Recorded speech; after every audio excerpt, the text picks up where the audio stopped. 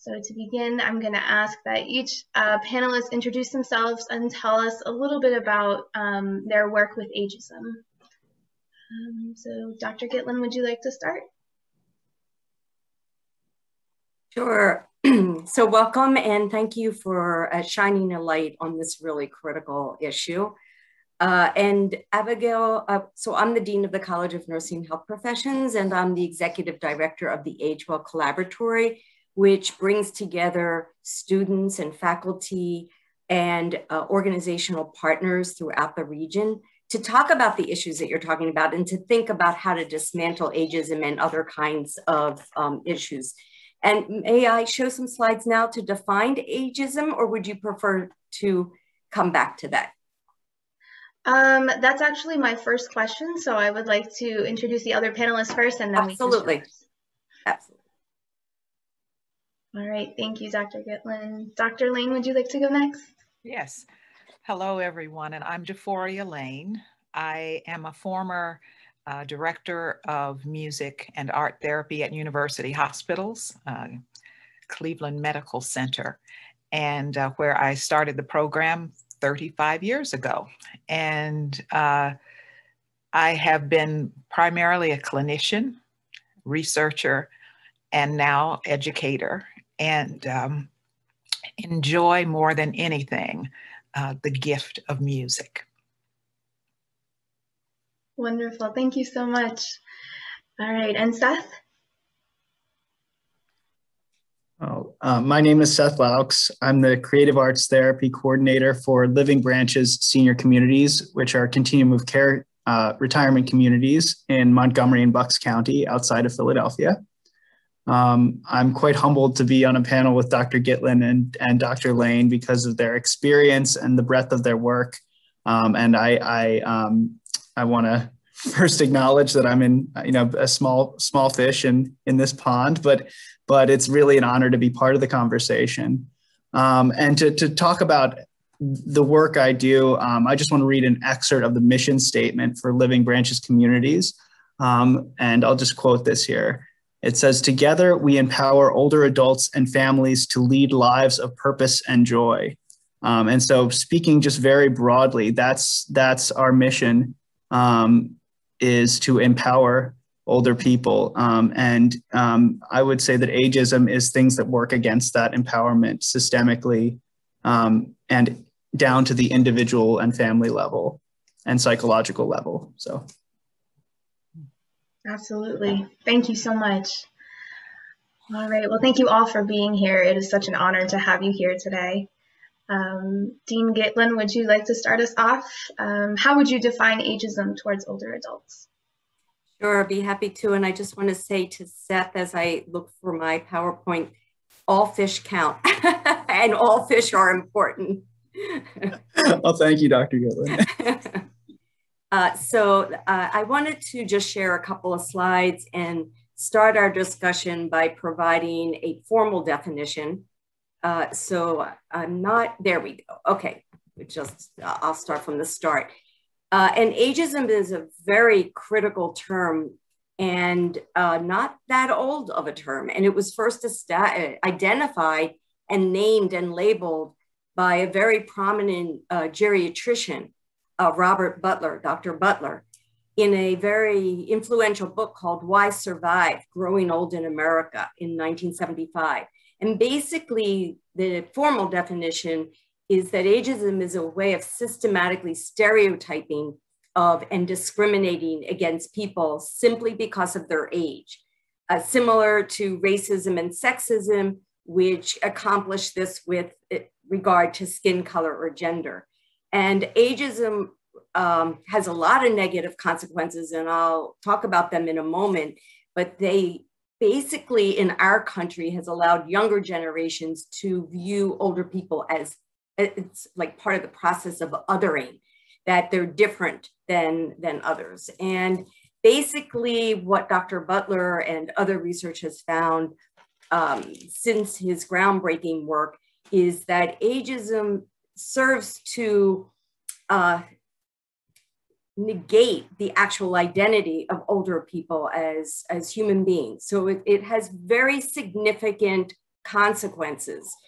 And there's a public stereotyping, but then there's an internalization process. And many older people internalize negative assumptions about age. So people who are older are used to be called senile, for example.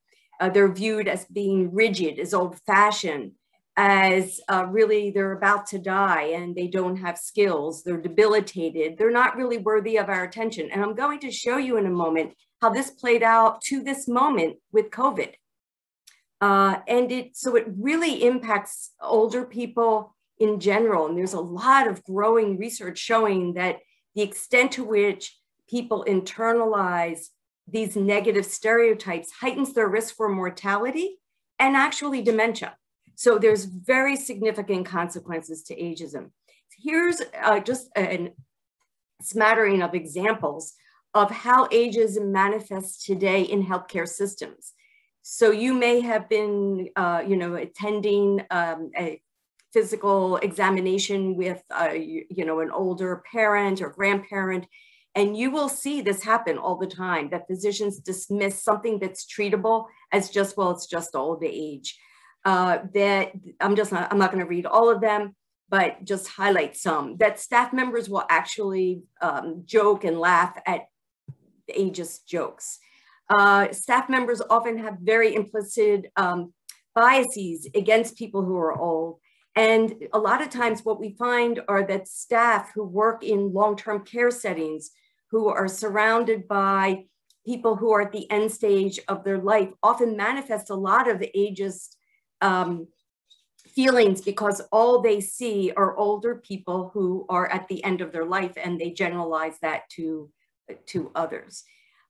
There are very astounding ageist perspectives that emerged during COVID.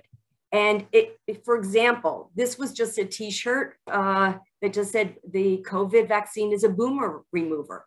And as a matter of fact, in the press and governors and politicians ignored the rapid spread of COVID in nursing homes and often justified it by they're at the end of their life and it doesn't matter. For example, the lieutenant governor of Texas, he's quoted as saying grandparents should be willing to die to save the economy for their grandchildren. So there's a lot of age bias in the policies that were related to COVID.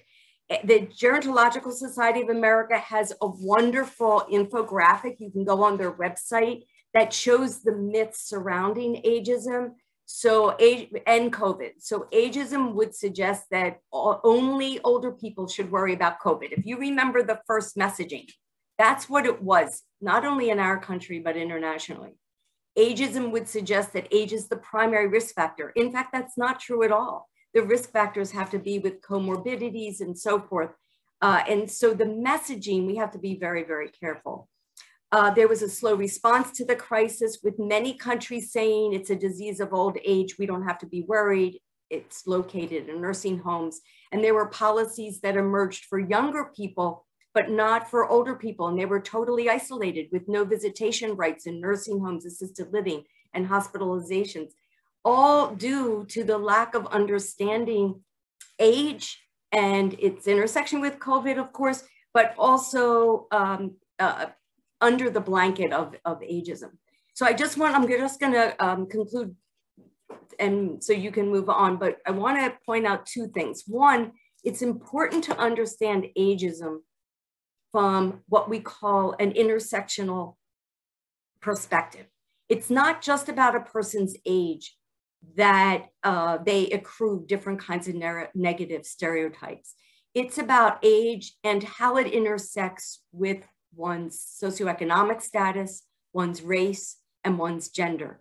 And I could have given you slides of all different quotes that show those intersections. And you see in the COVID statistics that those most at risk for COVID, not only by age, but it was also by race, and specifically Black Americans. So intersectionality is a very important concept, and a newer concept that we need to think about when we talk about ageism. And then I just want to say that ageism is curable. That is something we can address. And it's socially derived, and therefore it can be managed. And we have to seek more what we call asset-based language. We have to consider how we talk about older adults as frail and vulnerable versus older people, and particularly people of color, are striving to stay healthy and connected and show resilience through all different kinds of diseases. And I just wanted to leave you with some ways in which at a societal level you can address and move towards age inclusivity. And this was a trip we took with our students to Chile last year, well, 2 years ago when we were allowed to travel. And on the right-hand side is a poster with our students posing in front of it. But it's a poster of these people of all different ages from 70 to 90 plus in front of a really very cool car. And it's just a poster. It's just out in the public. And then look on the left-hand side. This is just one of many faces of older adults I saw that it just normalizes it. This is a beauty counter in a store. Now, when you go to Macy's or any of our stores, you don't see this, but this is just, I found this very astounding. And there were very beautiful, yes, beautiful, older people shown in all different ways. And this is a way from a societal perspective that ageism can be addressed. I have to say there is an inherent contradiction in Chile because they still are ageist in their policies in terms of when you have to retire, and people over the age of 50 have great difficulty getting a job. But at the same time, we see a movement, a social movement to address this. And I just wanted to leave you with that of how this becomes needs to be, confronting ageism needs to be part of the social fabric. And with that, I'm going to close, and so you can move on to your other panels.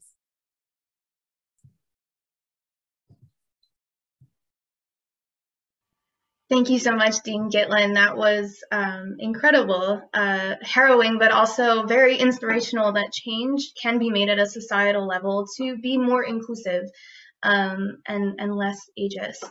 I'd like to ask the other panelists, how have you seen ageism manifest at a societal, structural, and interpersonal levels in your own experiences?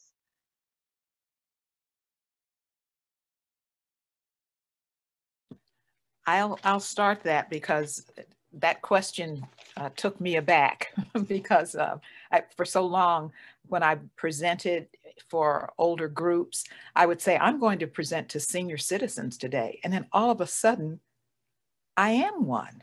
And it never occurred to me. It was like I was looking at this through a different lens.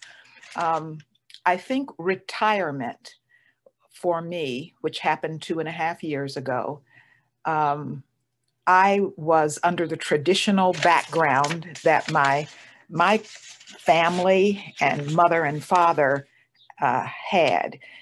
My father worked a very labor, manual, physical, factory type job with General Motors. And he looked forward to sitting down and retiring without that heavy duty work. My mother, a data supervisor, if you recall seeing Hidden Figures, she did those data cards and so forth with Wright-Patterson Air Force Base. And she and I think I really love what I'm doing, what I did as for a career. And I feared, unlike my parents and those around whom I grew up, I feared that retirement would be like sitting on a shelf somewhere in a rocking chair and gathering dust. And that was the least thing I wanted. And when I look at that, that's certainly an ageism that is incorrect. There is no one fit all. So I had to begin thinking differently. And that's certainly the way things have turned out. So I think my message would be, I must be a part of exemplifying that kind of change of thinking for others by doing and being myself. Wonderful. Thank you so much.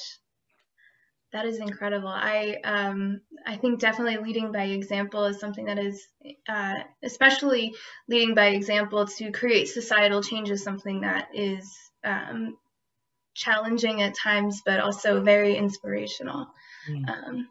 Thank you so much for sharing, Dr. Lane. All right, Seth, how have you seen it? How have you seen ageism in your environment and in your site? Yeah, well, I really want to sort of echo and piggyback on some of the things that Dean Gitlin brought to our attention, as well as Dr. Lane, in that older people are not a monolith that is uniform and homogeneous. Older people are people, first and foremost. People with the wide variety of interests, needs, abilities, passions that any other cohort may have.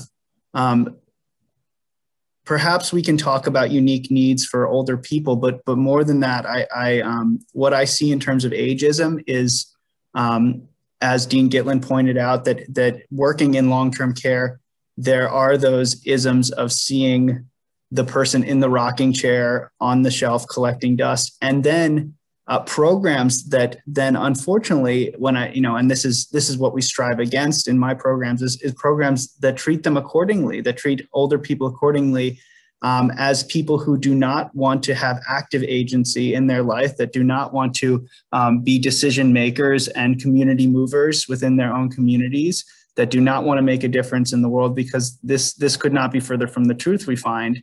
And this applies, I will say, not just to people who are living in independent living arrangements. This applies especially to people who have advanced conditions as well.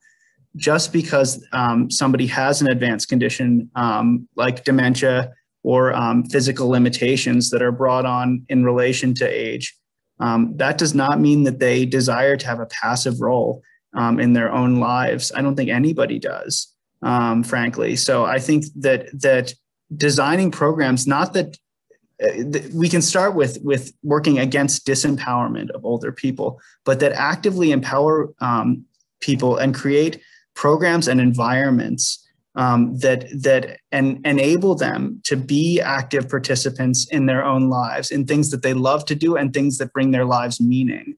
So really creating systems that connect them to those passions more than just giving them the option, giving them the means.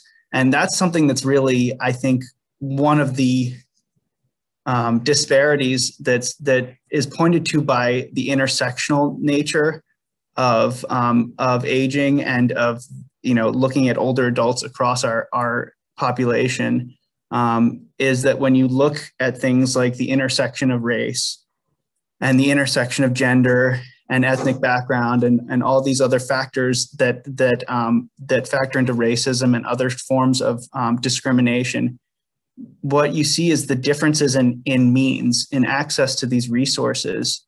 Dr. Gitlin, I'm thinking of the presentation from AARP. We recently heard about the disparities in access to health resources across different sectors of our population, geographic, socioeconomic, and racial, and how these things, to say that older adults overall, well, you need to look at how race and other forms of discrimination are overlaid on top of this, because the differences in access to resource, unfortunately, are profound. And you see the implications in the health outcomes for older people in different sectors of the population. I've seen it firsthand as well, working in different, I would say, in different locations and in nursing homes and long-term care facilities that serve different parts of the population. The quality of care varies vastly.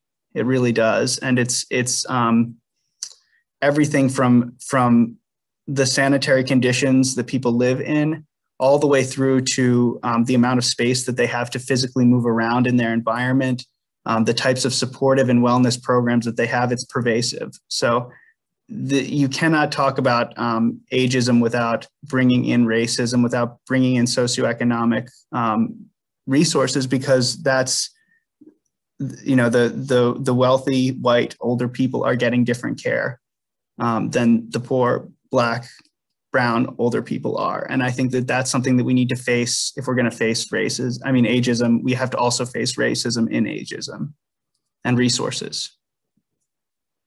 Absolutely. Thank you so much for bringing that factor into it. My next question for you all is who is ageist? Go ahead, Dr. Lane. Yeah, after thinking about that question, I thought everybody is.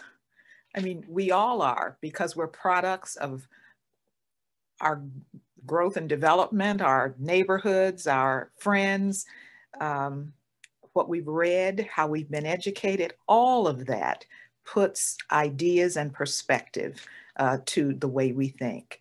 And it's not until someone, Abigail, asks that question that I think we really have to step back and take a look.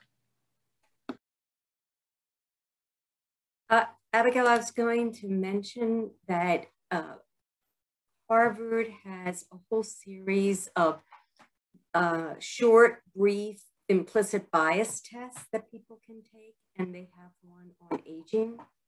And I can get you the website, but it's very interesting. And a number of my gerontological colleagues have been quite surprised as to how they fared. And so it really makes you think about these very hidden biases. And sometimes people will say to me, for example, "Oh, you're so young looking." And I never know how to take that. And I'm always like, "Well, I kind of like that, but wait a second, what's wrong if I looked my age?" And so that's how sometimes it happens with me. And I just like look dumbfounded because I'm trying to think, I sort of like that, but I'm not sure why should I have liked that, you know? Exactly. I would love to have access to that resource of the implicit bias quizzes. I think that would be a very good resource for people to take, especially those who are watching this panel, to really self-assess where their biases lie. Absolutely. My next question kind of goes into similar to what you were talking about, Seth, as far as like access to healthcare. And part of access to healthcare is access to mental health resources. And therapists who work with older adults are often called reluctant therapists. And I'm wondering what your thoughts are on this, and where do you think this reluctance stems from? And this is a question to all panelists. So I'm curious what your thoughts are on this.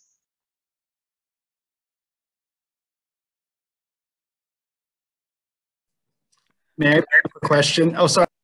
No, go. This is actually the first I've heard this framing of the reluctant therapist and working with older adults. It's interesting to me, and I'd love to learn more about it. This is something that seems new to me. So I'm just curious what others think about this label. And maybe Abigail, if you have a little bit of background about where this is coming from and who said it, and I'd be curious to learn more about it. Absolutely. So a lot of they did a lot of studies recently within the past 10 years on therapists who work with older adults, and many of them stated, I believe this was a qualitative study, many of them stated that they are very reluctant to work with older adults because they believe that older adults are incapable of change, that after the age of 50, their personalities are set in stone, they don't have the ability to change any sort of cognitive thinking patterns. And the more they researched this, they found that this really stems back to a statement that Sigmund Freud made back in the 1950s, I think, or a little bit earlier, about how he stated after the age of 50 that older adults are incapable of change. So that's where this term, the reluctance therapist, that's where I found this. I'm curious as to what people think in response to this. I took that question personally and I thought, okay, why would I be reluctant, or any of my interns or past students, why would they be reluctant to work with aging people? And here's what I immediately, fear of not getting great or positive or fulfilling results. We're in this field of music therapy to make a change, to move forward, to progress, to make things better. And we fear the uncertainty of working hard and trying to move and going nowhere. This idea of seeking little improvements is so fulfilling. But when we've worked with, let's say, a child who has never spoken, or something magnificent happens in a session, we value those times. And, you know, if I'm with somebody who sits and rocks and doesn't respond to what I'm saying, I feel like a failure. What don't I know to do to make something happen? So it's not just reluctant because I don't know what to do. I'm not sure of if I can make a difference. I'm not sure, like Dr. Gitlin said, if they can be reached. And also this business of reflecting on my own limitations, that comes right smack into view. What I've learned to treasure, if I'm not looking for something, I won't find it. But if I'm looking for those small quality of life nuances in a person, and that can be as fulfilling as the big things that happen. I think if we take time to deepen our own way of looking and listening, that makes all the difference. Absolutely. That was perfect and so well said. And yeah, thank you so much, Dr. Lane. May I add to that? That was just so wonderful the way you expressed that, Dr. Lane. And we have a number of projects where we say small change, big impact. And we're developing protocols for health professionals to understand how to reach older adults because there are different ways, different methodologies you need for any age. And so I have a wonderful video of a woman in her mid-90s with severe dementia. When she was younger, she played the recorder, and no one thought of ever handing her a recorder because she's sitting, and as Seth said, in a chair and just sitting there. And she's very, very bored. And handing her a recorder, she played. And it was very beautiful. And she didn't need her anti-anxiety medication. So it was a small intervention with a big outcome, to your very, very point. That's incredible. I love that phrase, the small changes, but a really big impact. Like, that is incredibly profound. My next question kind of revolves around the changes that we can personally make to become anti-ageist. So I'm wondering, how can we interact with older adults in anti-ageist ways?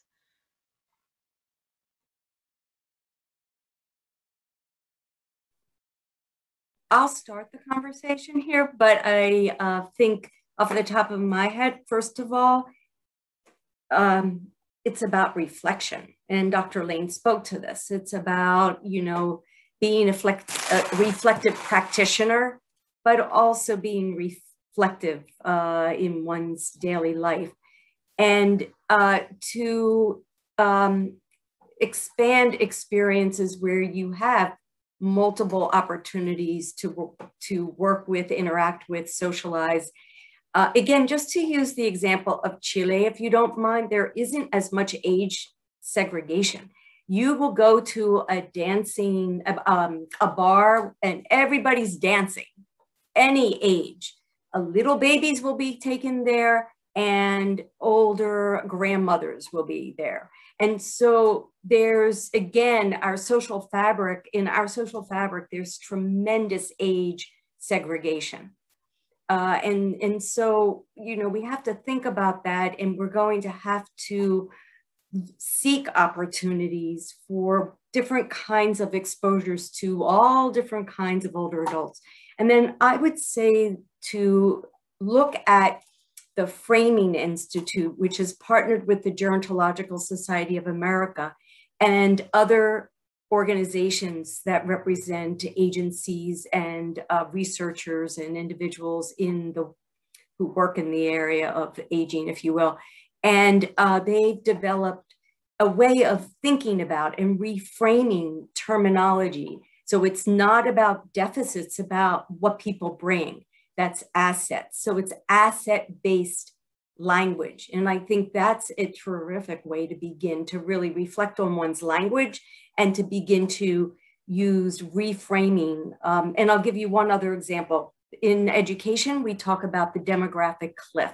That means that there's fewer young adults eligible to apply as freshmen, the traditional 18-year-old graduating from high school, because of the changing demographics. And that's a very negative way of looking at it. In fact, people are living much longer and they need lifelong education. And so we've been calling it the demographic lift. There's a tremendous opportunity to assure that our educational offerings are available to in all different formats and speak to what matters most to people throughout their life course, not just at one short period of time. So those are just some initial thoughts.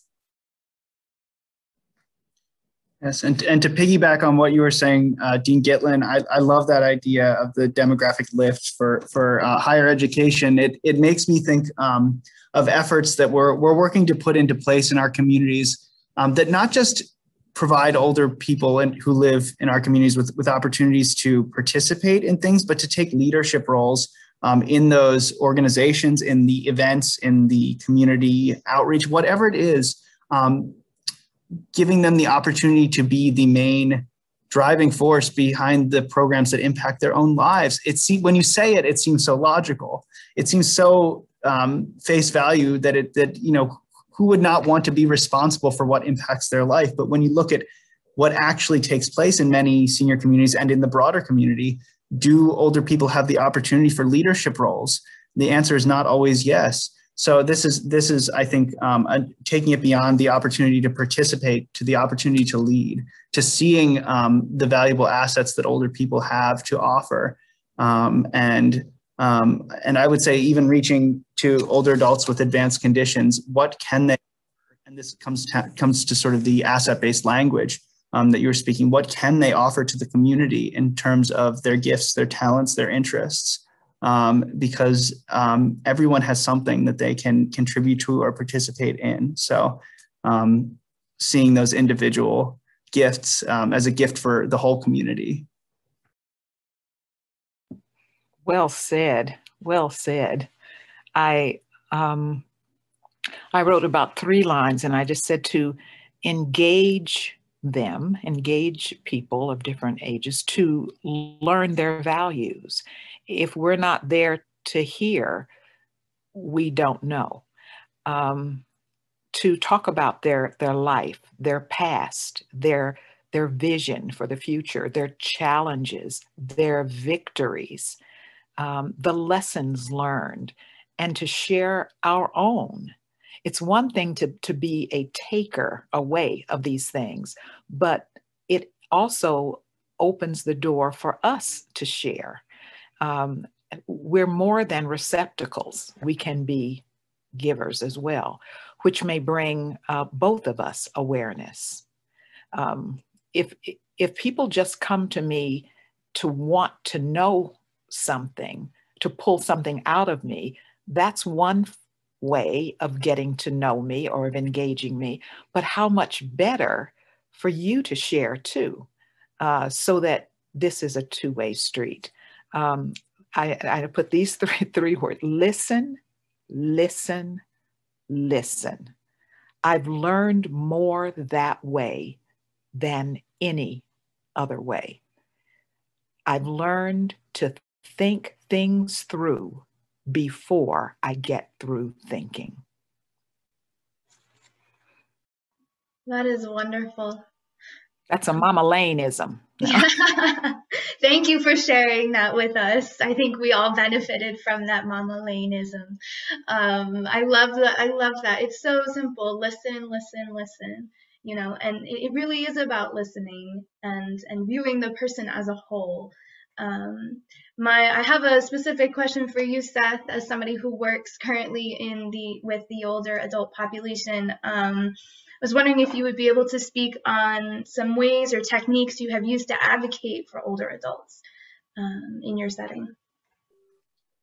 Well, since Dr. Lane brought this to light, I want to start with listening, because listening, it's so interesting to think, for me as somebody still learning about working with older people. I hope to keep learning my whole life, and with people who are working with interns, students who are very new to working with older people and perhaps experiencing some of that hesitance or reluctance because of, I think, the way we frame the process of therapy sometimes, or the goals of therapy in terms of changing behavior or modifying somebody's life course, or getting them to the point where they graduate from therapy, they no longer need us or need supportive services.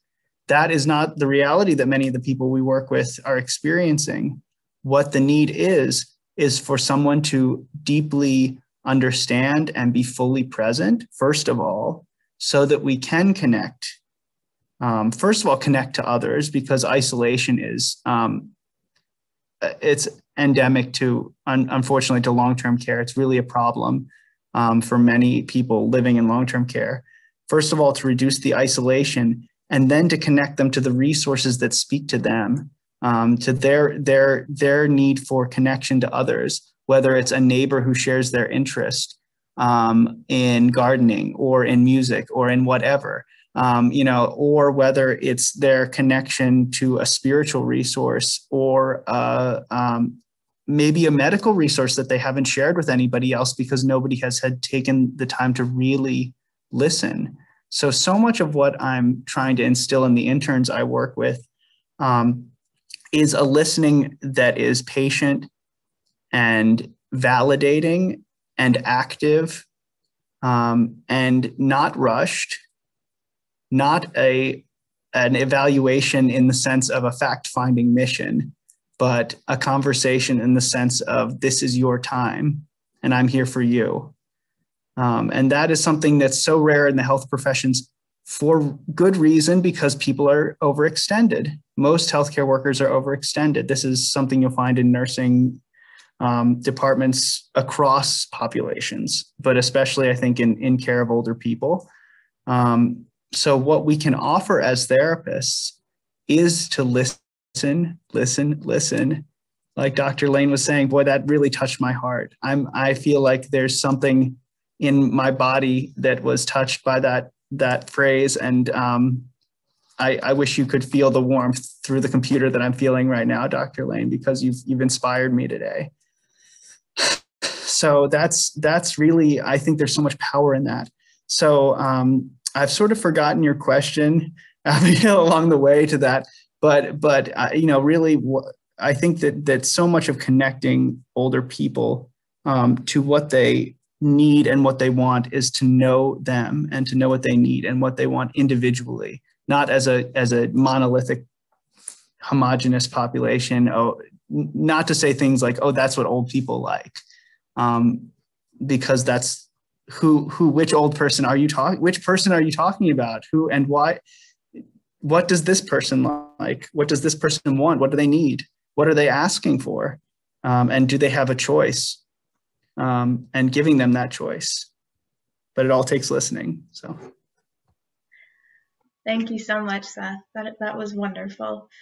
Dr. Lane, I have one more last question for you, Dr. Lane. You have an extensive career within the music therapy field and as an educator. And I'm wondering what changes do you think are necessary for the field or within music therapy education for us future music therapists to become less ageist? Abigail, I think you've already started that by asking for this platform and this question. We need more of that. We need to tackle the hard questions. I wrote several things out, so you're going to have to excuse me. I have to use these. Our curriculum, I think, as music therapists, we need to include issues of age, political, physical, psychological, cognitive, social, cultural realities. Informative from a historical perspective, like we've shared today, the implications over time, the implications for our future, those would be valuable, and specifically targeting the differences and similarities in Black, Brown, Asian, and Latinx cultures. I didn't have a lot of that coming through.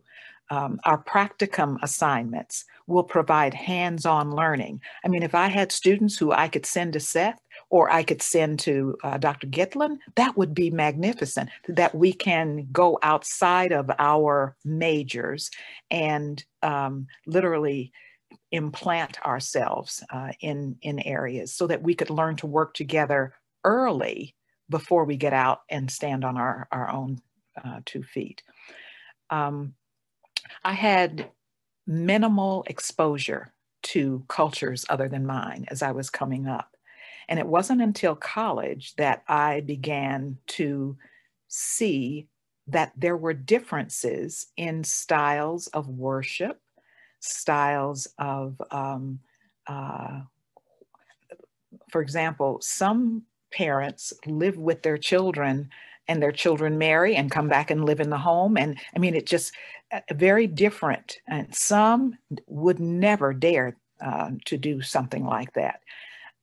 So just learning and not judging those differences would be very helpful. Just sitting down with an Asian family and coming to understand what their value is in the aging. When I was in Germany for a while, they value bringing their living together as a conglomerate, and it works very well. Okay, I have increased my territory, excuse the phrase, but I have increased my territory at the times when I reach out to others. Intentionally sit down, talk. If I seek people out, families, other professionals, and music therapists do the same, and ask for help. When I was working with Jewish families, Arab families in our hospital, Latino families, I know that as a music therapist, I need to know more about their own music. I'm not going to bring in what I think is best. We know through research what works best is what people like most. So what I had to do was I had to go seek out. Yes, a library was good and I would go and look, but I'd try to find somebody in that culture, or I'd have to call several of their family members because I wanted what I did to be relevant and to make a difference. And then if I couldn't do any of those things, if no family and nobody that I could find in the schools, the colleges, I'd call around and ask, I wish they thought, what is this lady doing? But what I ended up finding was I could say, I know about a thimble's worth of music that you would love. Would you help me understand how to say these words? I remember taking it to a Jewish man who spoke Oh, wait a minute. Um, You're going to have to edit this part. Yes, thank you. Thank you. Who spoke Yiddish. And I tried my best to read it, and he had a time laughing at me. And yet, because the tables were turned, it wasn't Dr. Lane coming in his room to therapize him. It was, here comes this lady that doesn't know diddly about speaking Yiddish, and I can help her. So when we turn the tables and become the learner, and they become the teacher, my goodness, what things happen. And they did. And that changes me and my perspective the next time I go in. And lastly, turning our exposure, I think, as it's a significant role when you become the learner instead of the teacher. But turning our exposure to different styles of worship or healthcare, because some of my Asian Japanese, I had Chinese, I had a Russian patient who, and somebody from a foreign country I'd never even heard of. And I had no idea how important their music was to them, and how engaging them in it brought them a whole new way of communicating with me. If we give those experiences to our students, to each other, to our nursing home residents, if we allow them to see and experience, to hear, to touch, to sing, to play instruments, to watch someone move and dance from their culture, we do great things. So we will provide those well-rounded experiences. I just want to open up one last time for any closing comments from our panelists before we I would just like to say that ageism is a social construction. It's socially constructed, and then it gets embedded in different kinds of political policies and political decisions and economic approaches, but it can all be dismantled because it's a social construction and it doesn't exist in all countries. And it's something for us to remember so that it's something that can be changed. Absolutely. Thank you so much. I want to thank you for asking the question. I really do. Would I have thought about this hadn't you asked? Well, eventually, maybe, sort of, but never among people whose minds are geared toward answering it from the heart and from experience. And I plan on not letting it stop with me. Wonderful. Thank you so much, Dr. Lane.